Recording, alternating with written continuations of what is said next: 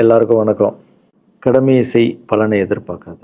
என்னடா நம்ம எதுக்கோ எதிர்பார்த்துட்டு இருந்தோம், இது என்ன ஒரு ஸ்லோகம் சொல்கிறான்னு பார்க்குறீங்களா?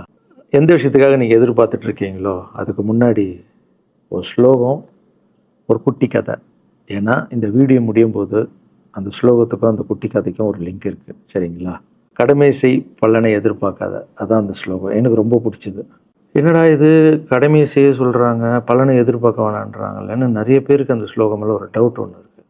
வேலை பண்ணுறோம், வேலைக்கேற்ற கூலி எதிர்பார்க்கக்கூடாதா?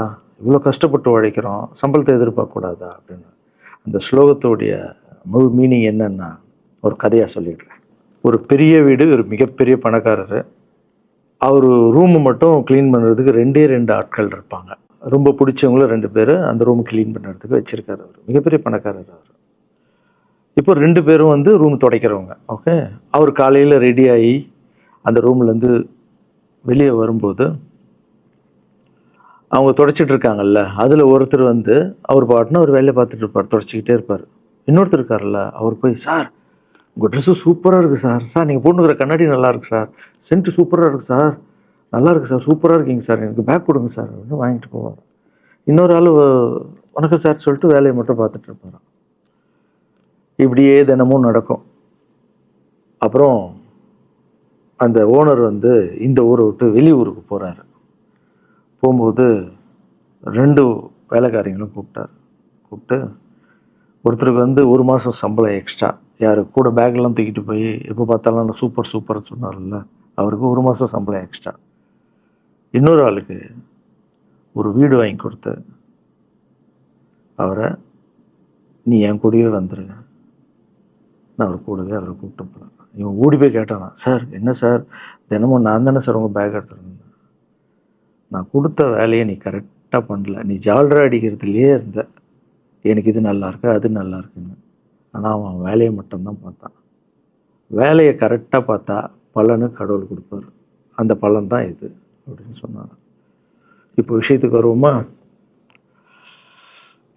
திருச்சி கிழக்கு தொகுதி. இன்றைக்கி நான் என்ன முடிவு சொல்கிறேன் இதுதானே. நான் திருச்சி கிழக்கில் நிற்கணுன்னா நான் முதல்ல அரசியலுக்கு வரணும். நான் அரசியலுக்கு வரேனா இல்லையான்றதை சொல்கிறேன். அரசியல் எப்படி என் வாழ்க்கையில் வந்ததுன்னு சொல்கிறேன். உங்களுக்கு நல்லா தெரியும், என் வீட்டில் குழந்தைங்கள வளர்த்துக்கிட்டு நான் பாட்டுன்னு சோஷியல் சர்வீஸ் பண்ணிகிட்டு இருந்தேன். மாற்றுத்திறனாளிக்கு டான்ஸ் சொல்லி கொடுக்குறது, ஓப்பனர் சர்ஜரி பண்ணுறது, பசங்களை படிக்க வைக்கிறது, ஸ்போர்ட்ஸு எல்லாத்துலேயும் என்னால் முடிஞ்ச வரைக்கும் பண்ணுவேன். என்னால் முடியல மற்றவங்கிட்ட கேட்டு பண்ணிகிட்டு இருந்தேன். இந்த டைமில் தான் ஜல்லிக்கட்டுன்னு ஒன்று வருது. ஒரு சில விஷயம்லாம் ஃபாஸ்ட்டாக சொல்லிடுறேன், உங்களுக்கு தெரிஞ்ச விஷயந்தான். ஜல்லிக்கட்டுன்னு ஒன்று வருது, அதில் நான் போகிறேன், சாப்பாடு போகிறதுக்காக குழந்தைங்களுக்கு போகிறேன். அப்படி நான் அந்த ஜல்லிக்கட்டு நடந்து முடிஞ்ச விஷயம்லாம் உங்களுக்கு தெரியும். அப்புறம் என் மேலே ஒரு தலைவர் விமர்சனம், எதுக்கு தலைவர்னு சொல்லுவாரா, நம்ம அண்ணன் தான், சீமான் அண்ணன் ஒரு விமர்சனம் வைக்கிறாரு. அதுக்கு நான் மறுபடியும் ஒரு ட்வீட் போடுறேன், அவர் ட்வீட் போடுறேன். அப்போ தான் என் வாழ்க்கையில் அரசியல்னு அந்த நுழையுது. நம்ம சாப்பாடு போகிறதுக்கு போகணும், இது என்னடா இவ்வளோ பெருசாக இருக்குது, அந்த ஜல்லிக்கட்டு தான் எனக்கு அரசியலில் உள்ள நுழைஞ்சது, என்னடா இவ்வளோ பெருசாக இருக்குது அப்படின்னு. அப்படியே போச்சு.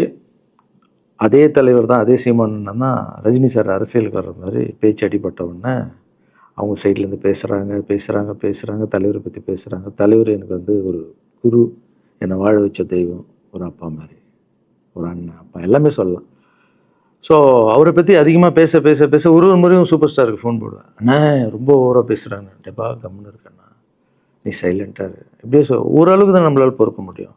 அதுக்கப்புறம் ஆடியோ ரிலீஸ் ஃபங்க்ஷனில் என் மனசில் கடலாம் உடச்சி சொன்னேன், அதை நீங்களும் பார்த்துருப்பீங்க, தெரியும். அதுக்கப்புறம் ஒரு ரஜினி சாருக்கு ஒரு ஃபங்க்ஷன் வந்தது, அந்த ஃபங்க்ஷன்லேயும் பேசினேன் இதை பற்றி. உங்களுக்கு தான் தெரியுமா அந்த வீடியோ, யார் ஓட்டப்பந்தயத்தில் ஜெயிக்கிறது, இப்போ கூட அந்த வீடியோ போயிட்டுருக்கு. அதை பேசணும், அது பாட்டும் அப்படியே போயிட்டு இருந்தது. அதுக்கப்புறம் பார்த்தீங்கன்னா ரஜினி சார் அரசியலுக்கு வரேன்னு அனௌன்ஸ் பண்ணுறாரு. பண்ணோடனே நான் போய் தலைவரை பார்க்குறேன், என்ன வரீங்களா, நான் நியூஸில் வருது, ஆமாக்கா நான் வரேன் அப்படின்னா பயங்கர சந்தோஷம். ஏன்னா வாழ்க்கையில் ஒளி ஏற்றி வச்சவர், அவர் அரசியலுக்கு வர்றாரு, அவருக்கு சப்போர்ட்டிவாக இருக்கணும் நம்ம. அப்புறம் எல்லாருக்கிட்டையும் போய் நம்ம கேட்டுட்ருக்கோம், தலைவர் வந்துட்டாருன்னா எல்லாமே குழந்தைங்களுக்கு இன்னும் நிறைய பண்ணலாம் அப்படின்னு, என்ன நானும் வரேன்னு அப்படின்னா ரொம்ப சந்தோஷம் அப்படின்னு ஸ்ட்ரெயிட்டாக கிளம்பி நான் ட்ரஸ்ட்டுக்கு வரேன். என்னுடைய ட்ரஸ்ட்டு, என்னுடைய ஃபேன்ஸு எல்லாரையும் கூப்பிட்டு என்னுடைய வெல்விஷர்ஸ் எல்லாரையும் கூப்பிட்டு உட்கார வச்சு தலைவர் அரசியலுக்கு வராரு. புரியுதுங்களா? எனக்கு வந்து எழுத படிக்க தெரியாது, அதான் ஒரு ட்வீட் பண்ணணும், இதெல்லாம் ரெடி பண்ணுங்கன்னு தமிழில் சொல்லிவிட்டு அவங்க ரெடி பண்ணிகிட்டு இருக்க ஒரு டீம். இன்னொரு டீம் உட்காந்து என்கிட்ட கேள்வி கேட்குறாங்க, தலைவர் அரசியலுக்கு வந்து அவர் வந்து சிஎம் ஆகிடுவார், நீங்கள் வந்து அமைச்சர் ஆகிடுவீங்களாண்ணே, சுகாதாரத்துறை அமைச்சர் தான் நம்ம வந்து ஆப்ரேஷன் நிறைய பண்ணலாம், இன்னொருத்தர் கல்வித்துறை எடுத்தால் நிறைய படிக்க வைக்கலாம். டேய், கடமை செய்யணும், பலன் எதிர்பார்க்கக்கூடாது. சுகாதாரத்துறை அமைச்சர், இது வந்து கல்வித்துறை, இதெல்லாம் படிச்சவங்க வர இடம். அண்ணன் படிக்கலடா. எல்லாருக்கும் படித்த இடத்த போட்டு ஒரே இடத்துல போய் முடங்கி போய் படிப்புனா படிப்பு மட்டும், எல்லாம் கட்சி வளரட்டும், தலைவர் வரட்டும், எல்லா துறையிலேருந்து ஹெல்ப் கேட்டு நல்லா பண்ணுவோம், பெரிய ட்ரஸ்ட்டு கட்டுவோம். இப்போன்னா சின்ன ட்ரஸ்ட்டில் தான் நம்ம இருக்கோம். சின்ன வீட்டில் 60 குழந்தைங்க நீங்கள் இருக்கீங்க, 100 ஏக்கரில் கட்டுவோம். ஊனமுற்றோர்கள் இந்த பக்கம் திருநங்கைகளுக்கு இந்த பக்கம் முதியோர்களுக்கு ஒரு பெரிய ட்ரஸ்ட் கட்டி பண்ணுவோம்டா. சூப்பர்ண்ணா. இன்னொருத்தர் டக்குன்னு அங்கேருந்து, அண்ணா நம்மளை ஏற்று பேசின்னு இருக்கார்ல சீமான் அண்ணா, அவருக்கு ஆப்போசிட்டாக எதிர்த்து நில்லுங்கண்ணே அப்படின்னா. அது அரசியல் இல்லை. ஒருத்தர் மேலே கோவத்தால் நம்ம அரசியலுக்கு வந்தால் அது வந்து வெறுப்பு அரசியலாக மாறும். அரசியல்ன்றது மக்களுக்கு நல்லது பண்ணுறதுக்காக வரணும். இப்போ அவரை நான் அழிக்கணும், அவரை நான் ஏதோ ஒன்று செய்யணும்னு அந்த ஆசையில் வந்தேன்னு வச்சுங்களேன், ஆசை என்ன ஆகும், கோபமாக மாறும். கோபத்துலேருந்து என்ன வரும், வார்த்தைகள் தப்பாக வரும். வார்த்தைகள் மட்டும் வராது, தப்பான வார்த்தைகள் வரும். மக்களுக்கு நம்ம மேலே மரியாதை இல்லை, மக்களுக்கு நம்ம மேலே மரியாதை இருக்காது, போயிடும். ஸோ அதால் அரசியலுக்கு வரணும்னா அவரை அழிக்கிற இவழியாக இருக்குது. பதிவை பற்றி பேசுகிறத ஃபஸ்ட்டு விடுங்கடா, ஃபஸ்ட்டு வேலையை பார்ப்போம்டா. நம்ம தலைவர் வரேன்னு சொல்லிட்டாரு, ட்வீட் போடுங்களா அப்படின்னு ட்வீட் போட்டுட்டு அங்கேருந்து போட்டுட்டு வீட்டுக்கு போகிறேன். இங்கே தான் பெரிய ட்விஸ்ட் இருக்குது எனக்கு. வீட்டுக்கு போகிறேன். வீட்டுக்கு போனோன்னே எப்பவும் நான் அம்மா கிட்டே போய் ஒரு விஷயத்த சொல்கிறதுக்கு முன்னாடி ஒரு சர்ப்ரைஸ் ஒன்று பண்ணுவேன். எங்கள் அம்மா கோவில் கட்டுறது கூட, கோவில் கட்டிட்டு ஸ்டாச்சுலாம் ஆர்டர் பண்ண அப்புறம் தான் அந்த ஸ்டாச்சுவே காமிச்சாங்க அம்மாவுக்கு. அதே மாதிரி அரசியல் விஷயத்துலையும் போய் சொல்லலான்னு அம்மாவை கூப்பிட்டு ஃபேமிலியெல்லாம் உட்கார வச்சு, அம்மா தலைவர் அரசியலுக்கு வர்றாரு, சரி கண்ணா, நானும் அரசியல் போடுறேன், இங்கே பரமா ட்வீட் போட்டிருக்கேன் அப்படின்னு. அம்மா முகம் டக்குன்னு மாறிச்சு. மாறிட்டு ஓகே கண்ணா, ஓகே கண்ணா சாப்பிடலாம் அப்படின்னு எழுந்து போயிட்டாங்க. என்ன இப்படி போக மாட்டாங்களே, ஒரு விஷயத்த சொன்னால் சூப்பர் கண்ணான்னு பேசுவாங்கள்ல, 1 hour அதில் இருக்கிற நல்லது கெட்டது எல்லாம் பேசுவாங்க, என்ன போயிட்டாங்க அப்படின்னு ஒரு ஃபீல். சரி, இது உடம்பு சரியில்லை போல, அப்செட்டில் இருக்கான்னு விட்டேன். அப்புறம் 2-3 நாள் அவங்ககிட்ட பேசவே மாட்டுறாங்க. கூப்பிட்டு உட்காரு, என்னம்மா உனக்கு பிரச்சனை, ஏதாவது தப்புன்னா அடின்னா அடிச்சிடுமா, என்னம்மா இப்படி பேசாமல் இருக்குன்னா, இல்லை கண்ணா நீ அரசியல் போனது எனக்கு பிடிக்கல அப்படின்றாங்க. ஏமா அரசியல் போனால் பிடிக்கல? இல்லை கண்ணா, அது ஒரு சாக்கடை, அரசியலுக்கு போகக்கூடாது.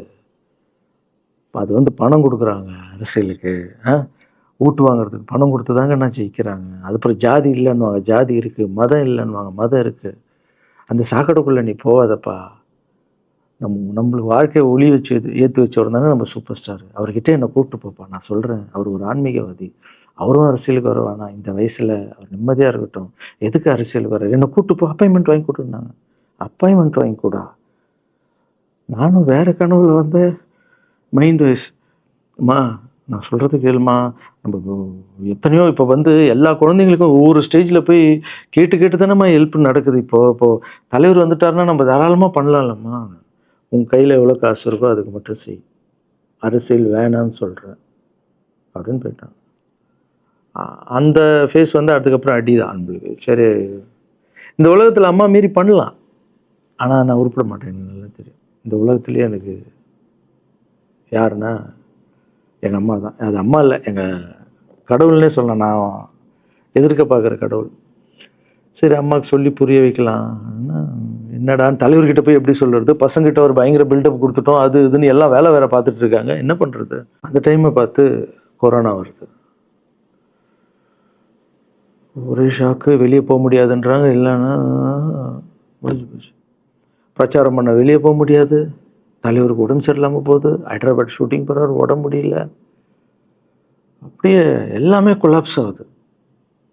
அப்புறம் தலைவர் அலௌன்ஸ் பண்ணுறாரு, நான் அரசியலுக்கு வரல, டாக்டர்ஸ் வந்து போகக்கூடாதுன்னு சொல்லிட்டாங்க, கொரோனா டைமில் நம்ம வந்து பிரச்சாரம் போக முடியாது, அந்த காரணம் சொன்னார், இது உங்களுக்கு எல்லாருக்கும் தெரியும். ஆவலை தான் தலைமையில் கை வச்சுன்னு உட்காந்துட்டோம். நான் ட்ரஸ்ட்டில் இருக்கிற குழந்தைங்க மற்றவங்க எல்லோரும் என்னென்னோ நினச்சி ஒர்க் பண்ணிட்டு இருந்தால எல்லாரும் அப்செட்டில் உட்காந்துருக்கோம். தலைவர் ஒருத்தம் போய் பேசி பார்க்கலாம் அவர்கிட்ட, தலைவர் வர்றாரு, கூப்பிட்றாரு, போகணும். அந்த மாதிரி தலைவரை பார்த்ததில்லை நான். அப்படியே எனக்கு புரிஞ்சுது, அவர் ரொம்ப வலியில் இருக்கார் அப்படின்னு. எவ்வளோ சுறுசுறுப்பானால உடம்பு முடியலைங்கண்ணா. பரவாயில்ல, உங்கள் உடம்பு தானே முக்கியம், என்ன இதெல்லாம் என்னென்ன தூக்கி போடுங்கண்ணா. இல்லைங்கண்ணா, இத்தனை வருஷம் என்னை வாழ வச்சாங்கல்ல, அவங்களுக்கு ஏதாவது ஒன்று பண்ணணும்னு நினச்சேங்கண்ணா, இங்கே குத்துதுக்கண்ணா, எனக்கு என்ன பண்ணுறதுன்னு தெரியல, ரொம்ப கஷ்டமாக இருக்குது அப்படின்னா. அண்ணே அதை விடுங்கண்ணே, எல்லாம் அப்படின்னு அவர்கிட்ட பேசிட்டு அவர் வந்து அப்போ நான் முன்னாடி பேசும்போது அவர் சொல்கிறார், நான் கூட பதவிக்கு வரணும்னு ஆசைப்படல, இன்னொரு நல்ல ஆளை படித்த ஆளை அங்கே நிற்க வச்சு பார்ப்போம். யாருன்னே சொல்லுவேன், யாருன்னு கூட சொல்லலை. அது அப்படியே போச்சு. அவர் மனசுக்கு மட்டும்தான் தெரியும், யாருன்னு கூட சொல்லலை. ரொம்ப அப்செட்டாக இருந்தார். சரி ஓகே, இதுவும் கடந்து போகணும். அப்படியே கடந்து போச்சு. எனக்கும் காஞ்சனா படம் அது இதுன்னு பெரிய ஹிட் ஆகுது. அதுக்கப்புறம் யார்கிட்டையும் நீங்கள் யாரும் எனக்கு ஹெல்ப் பண்ண வேணாம். முதல் நாள் நான் கலைஞர் ஐயா கிட்ட ஹெல்ப் கேட்டேன். அவர் ஒரு சில குழந்தைங்களுக்கு ஹெல்ப் பண்ணார். அதுக்கப்புறம் அன்புமணி ராமதாஸ் ஐயா, அவரும் ஹெல்த் மினிஸ்டர் இருக்கும்போது அவர் ஒரு சில குழந்தைங்களுக்கு ஹெல்ப் பண்ணார். அப்புறம் நம்ம விஜய் சார் நண்பர், அவர் ஒரு குழந்தைக்கு ஆப்ரேஷன் பண்ணார். ஸோ இருக்கும்போது என்னால் முடிஞ்ச வரைக்கும் சொந்த பணத்தை போட்டு பண்ணிவிடுவாங்க. முடியாத போது தான் நான் அந்த ஹெல்ப்பை கேட்பேன். இப்போ தான் நல்லா வந்துட்டுமே, யாருக்கும் எனக்கு பணம் கொடுக்க வேணாம், இனிமேல் என் சொந்த பணத்திலே பண்ணுறேன்னு சொல்லிட்டு நான் பாட்டுன்னு ஒரு வீடியோ கூட நான் போட்டேன், இனிமேல் யாரும் பணம்லாம் கொடுக்க வேணாம் அப்படின்னு. அப்படியே போயிட்டுருக்கு. காஞ்சனா எல்லாம் முடிஞ்சு ஜிகிர் தண்டா படம் ரிலீஸ் ஆகுது. ஜிகிர் தண்டா பார்ட்டி போயிட்டுருக்கு. டைரக்டர் நின்று பேசுகிறேன். நான் டைரக்டர் கிட்ட போகிறேன். டைரக்டர் யார்கிட்டயோ ஃபோனில் பேசிகிட்டு இருக்காரு. அப்படியே பேசிகிட்டு இருக்கிறவர் டக்குன்னு இந்தப்பா சீமானன் பேசுவான்னு கொடுத்துட்டாரு என்கிட்ட. அவருக்கும் தெரியாது நான் பேச போகிறேன். அவர்கிட்ட லாரன்ஸ் பேசுவார், சீமானன் ரெண்டு பேரும் சைலண்ட்டு. நானும் எதுவும் பேசலை, சீமானனும் எதுவும் பேசலை. அப்படியே ஒரு நிமிஷம் அப்படியே நிற்கிறோம். பெரியவர் இல்லை என்னாலும் அண்ணன் அப்படின்னு. அவ்வளோதான் அண்ணன். பயங்கர பாசம். எந்த இடத்துல கோவம் இருக்கும் அந்த இடத்துல குணம் இருக்குன்னு சொல்லுவாங்கள்ல. அண்ணன் புகழ்ந்து தள்ளுறாரு ஜிகர் தண்டாவை. இப்படி பண்ண கண்ணா, அப்படி பண்ண இவ்வளோ சூப்பராக பண்ண, அந்த சீன் எனக்கு ரொம்ப பிடிச்சதுன்னு. அவருடைய அன்பு தான் தெரியும்ல, எல்லாமே அதிகமாக இருக்கும் அண்ணன்கிட்ட. அண்ணா ரொம்ப சந்தோஷமாக வாழ்த்தினார். அப்புறம் நான் மாற்றம்னு ஒரு அமைப்பு ஆரம்பிச்சிருக்கேன்ல, இந்த விவசாயிகளுக்கு டிராக்டர் கொடுக்கறது, அப்புறம் மாற்றுத்திறனாளிக்கு ஸ்கூட்டி கொடுக்குறது, எல்லாமே அதை பார்த்துட்டு பத்திரிகையாளர் கேட்குறாங்க அவர்கிட்ட, ரகுவலரன் சார் மாற்றம்னு அமைச்சிருக்காருன்னா, நல்ல விஷயம் தம்பி, நல்லா பண்ணிட்டோம், நல்லா இருக்கட்டும் அப்படின்னு வாழ்த்தினார். ஸோ ஒரு பெரிய பிரச்சனைக்கு கடவுளே அதை அப்படியே சால்வ் பண்ணி வச்ச மாதிரி ஆயிடுச்சு. அப்படியே போச்சு. ஆனால் நீங்கள் நல்லா இருக்கணும், எங்கே இருந்தாலும் நல்லா இருப்பீங்க. எப்போல்லாம் ட்ரஸ்ட்டுக்கு போகும்போது பசங்களாம் கேட்பாங்க, அந்த 100 ஏக்கர் ட்ரஸ்ட்டு குழந்தைங்க, சரி ஓகேடா. அப்படி பார்த்தீங்கன்னா நண்பர் விஜய் சார்கிட்ட பேசிகிட்டு இருக்கும்போது நான் வர அரசியலுக்குன்றார். நிஜமா நண்பா அப்படின்னு. எஸ் அப்படின்னு. மறுபடியும் போய் ட்ரஸ்ட்டில் உட்காந்து டேய் நண்பர் வராரு. ஏன்னா சூப்பர் ஸ்டார் எனக்கு எவ்வளோ க்ளோஸோ, நண்பர் கூட அவ்வளோ க்ளோஸ் தான் எனக்கு. ஏன்னா மேகமாய் போகிறேன்ற சாங்லேருந்து நான் அவருக்கு டான்ஸ் மாஸ்டராக பண்ண ஆரம்பித்தேன். அதுக்கப்புறம் நிறைய சாங் பண்ணேன், சரக்கு வச்சுருக்கேன். அப்போ உங்களுக்கு தெரியும், அந்த தாம் தக்க தீம் தக்க அவருக்கு மட்டும் நான் ஸ்பெஷலாக பண்ணி கொடுத்துட்டு போவேன். தமிழ் வேறு யாருக்கும் பண்ண மாட்டேன். அவர் கூப்பிட்டா வருவேன், தலைவர் கூப்பிட்டா வருவேன், சாங் பண்ணிட்டு போவேன். அவர் வரணும் போது எஸ், ஏன்னா அவர் ஒரு முடிவு எடுக்க மாட்டார், எடுத்தாருன்னா அவர் நல்ல உழைப்பார், நல்ல உழைப்பாளி, பண்ணுவார் அப்படின்னு நினச்சி மறுபடியும் போய் ட்ரஸ்ட் ஆளுங்கெல்லாம் பேசுகிறதுக்கு முன்னாடி ஐயோ அம்மா இருக்காங்களே பிடிக்காத, ஃபஸ்ட்டு அங்கே கரெக்ட் பண்ணணும்ல. அங்கே போனேன். அம்மா நண்பர் அரசியலுக்கு வராருப்பா. என்னம்மா அப்போ தான் ஓகே, இப்போ எல்லாம் மாறி இருக்கு, போகலாமா, நீ ஃபஸ்ட்டு அவர்கிட்ட ஒரு அப்பாயின்மெண்ட் வாங்க, நான் உன்னை கூப்பிட்டு போகிறேன் அப்படின்னா. கூப்பிட்டு போய் இந்தப்பா என் பிள்ளைய ஒப்படைக்கிறேன் பார்த்துக்கப்பான்னு சொல்லுன்னு பார்த்தா, என்னம்மா பேச போகிறான்னு கேட்டேன். நீ அரசியலுக்கு வராத தம்பி, இது ஒரு சாக்கடை, நீ அரசியலுக்கு வராத, நீ ரொம்ப சைலண்டான ஆள், உனக்கு இதெல்லாம் செட் ஆகாது, பணம் கொடுத்தா தான் ஜெயிக்க முடியும், ஜாதி இருக்குது, மதம் இருக்குது, இதெல்லாம் தாண்டி வருது கஷ்டம்னு நான் அவர்கிட்ட சொல்கிறேன்ப்பா அப்படின்னு. நான் அப்படியே மா புரிஞ்சுக்குமாண்ணா, டேய் மீன் குழம்பு வச்சுருக்கேன் சாப்பிட்றேன், அதே மீன் குழம்பு. ஓகே நான் நினச்சிட்டேன் நம்ம ஜாதகத்தில் இல்லை போல், சரி விட்டுடலாம், சரி இப்போ விட்டுருவோம், ஒரு 2-3 நாளைக்கு அப்புறம் மறுபடியும் பேசுவோம் அப்படின்னு மறுபடியும் பேசுகிறேன். அதே மறுப்பு தான். நானும் நண்பர்கிட்ட பேசுகிறேன், அம்மா இப்படி சொல்கிறாங்க நண்பா, அது அவங்களுக்கு தெரியல, அவர் நிறைய பேச மாட்டார், வயசானவங்க இல்லை, தெரியல, வந்தப்புறம் புரியும், ஒரே வார்த்தை தான். அதுக்கப்புறம் ஃபோனில் கூட்டணி கட்சியெல்லாம் வராது நண்பா, என்னடா யாரும் கூட்டணி கட்சி வரல நண்பா, இது அது நான் எனக்கு ஒருத்தரை பிடிச்சிட்டாங்கன்னா மனசில் பட்டதை எல்லாமே சொல்லிகிட்டு இருப்பேன். அது நல்லதோ கெட்டதோ, என் பழக்கம் அப்படி தான், பிடிக்கலாம் தூரம் ஒதுங்கிடுவேன். அப்படியே போகுது. எலெக்ஷன் வருது, அனௌன்ஸ் பண்ணுறாங்க, எலெக்ஷன் நண்பர் நிற்கிறாரு. ரிசல்ட் அன்றைக்கி டோட்டலாக மாறுது எல்லாமே, அப்படியே தலைக்கீழாக ஆகுது, புரட்டி போடுறாரு சரித்திரத்தை. வேற அம்மா எப்போ முதல்ல தெரிந்து எங்கள் அம்மாவை தான்.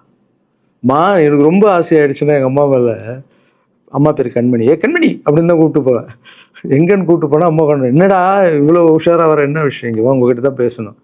நீ என்னம்மா சொன்ன, பணம் கொடுத்தா தான் ஓட்டு போடுவாங்க, ஜாதி இருக்குது, மதம் இருக்குது, புது ஆளுங்களை வர விட மாட்டாங்க, ஜெயிக்க முடியாது, இதெல்லாம் சொன்னல. நண்பர் ஜெயிச்சிட்டார் பார்த்தியாம்மா. அந்த ஒரே ஒரு முகத்துக்காக ஓட்டு போட்டிருக்காங்க. நம்பிக்கையான ஆள் வந்தால் போடுவாங்கம்மா, நல்லவங்களாம் வரலாமா, புரிஞ்சுக்கம்மா, என்ன விடுமா. இப்போ என்னம்மா சொல்கிற அப்படின்னு கேட்டேன். முதல் முறையாக எங்கள் அம்மா முகத்தில் ஒரு சிரிப்பை பார்த்தேன் நான். ஆமாம் கண்ணா, அந்த புள்ள எல்லாத்தையும் மாற்றிடுச்சு, இவ்வளோ பெரிய வெற்றி அடி வரணும்னு நான் எதிர்பார்க்கலப்பா. ஒரு நல்ல மனுஷன் வந்து பண்ணணும்னு நினச்சா அது முடியுங்கண்ணான்ற நம்பிக்கை எனக்கு வந்திருக்குப்பா அப்படின்னு அம்மா சொன்னான். அப்போ என்ன போயிடலாமா, ஓகேவா அப்படின்னு கேட்டேன்.